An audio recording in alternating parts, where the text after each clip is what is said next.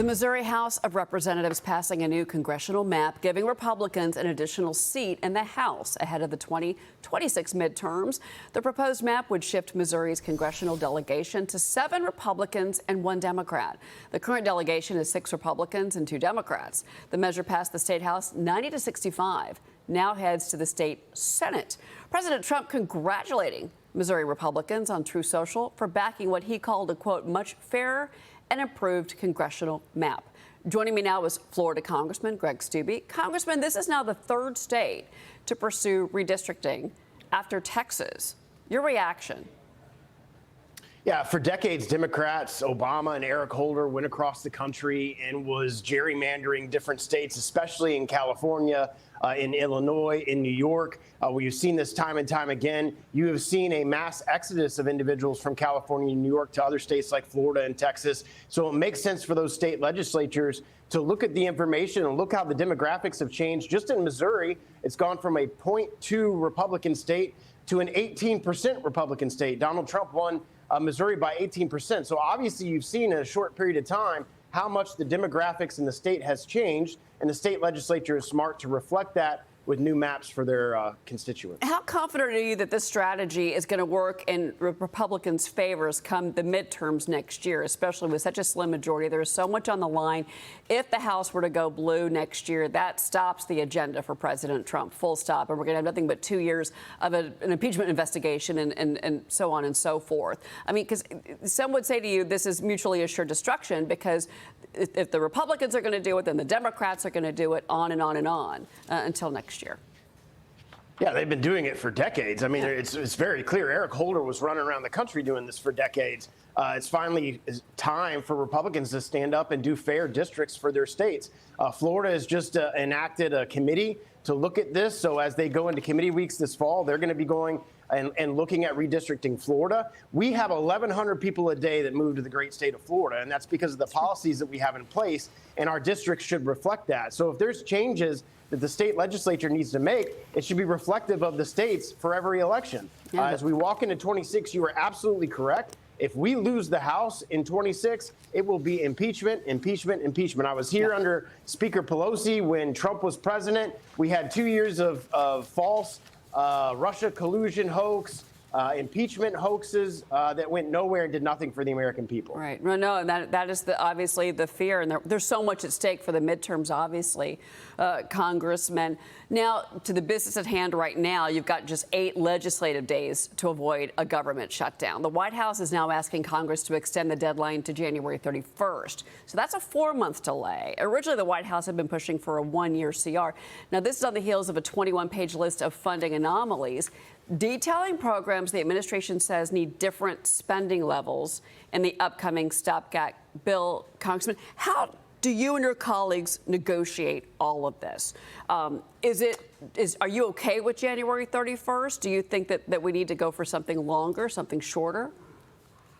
I mean, I'm personally not okay with CRs. The very first CR I ever voted for was in February because the president asked us to give us time to craft budgets. We've only crafted 3 of those appropriations bills. This week we should pass the NDAA, which funds our service members in our military. But the challenge on our side that we've kind of alluded to is the vote margin. We only have 2 votes that we can lose.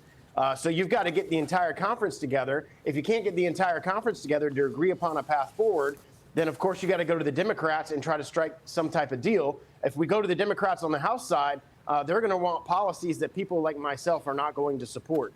Washington has a spending problem. We are $37 trillion in debt. I don't think we should be continuing the same spending levels of Nancy Pelosi. I think we should be cutting spending. If we do a CR, it should be a % across the board cut, taking defense and veterans out, making them harmless, but doing an across-the-board cut. And then I think you would get a lot of the conservatives behind that. The leadership hasn't really talked about what their strategy is.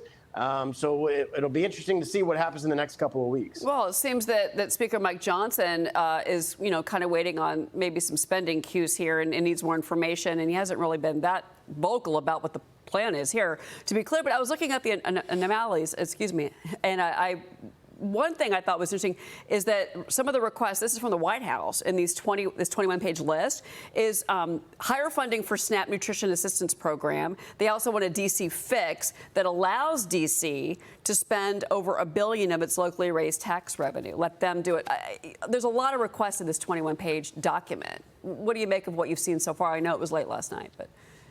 Well, we have 12 appropriations bills. We've only passed 3. Ag would have to pass for that SNAP change that the White House wants to become effective, or we'd have to pass another farm bill. You don't have legislative time and 8 legislative days to do all of that. You don't have legislative time to pass the rest of the appropriations bills. So every rank and file member like myself realizes that we're looking at a CR. We just don't know what that's going to look like. One of the other discussions have been a mini bus on the bills that we have passed, going into conference and negotiating those bills with the Senate, like we've passed MilCon VA. We should pass the NDAA this week, go into conference over the differences between the 2 chambers on those provisions, those 3 or 4 different appropriations bills, pass those as standalone appropriations bills, or what we would call a mini bus, and then do a CR on the rest.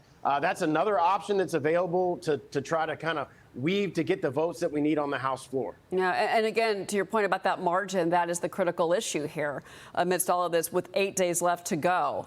So we'll see where this goes and where your vote goes. It sounds like you've got a lot to consider right now, Congressman. You recently introduced the Department of War Restoration Act, and this codifies President Trump's executive order that renames the department. Why was it important for you to introduce this? I'm a former military guy, served in Iraq. I was honored to have the opportunity to serve my country. I think Congress needs to come behind the president and make all of these changes that he has done through executive order permanent. The Department of War has been the historic name of that department since the time of Washington. We bring it back to that initial historic name for the majority of our country. That has been the name. It was only after World War II that it was changed to the Department of Defense. And I think it's important that Congress backs the president up. We have the ability through the NDA and have the ability through a standalone bill to make that change, send it to the Senate, and then a future president can't come along and change it back through executive order. So just happy to stand with President Trump, and as a military veteran, happy to stand behind what our department really is. And circling back to our earlier conversation about what we're going to do as far as funding goes, it seems like something for you that's very, very important, obviously, is the nation's military veterans and making sure that those programs and that support is in place. Final word. Yeah, MilCon VA has passed.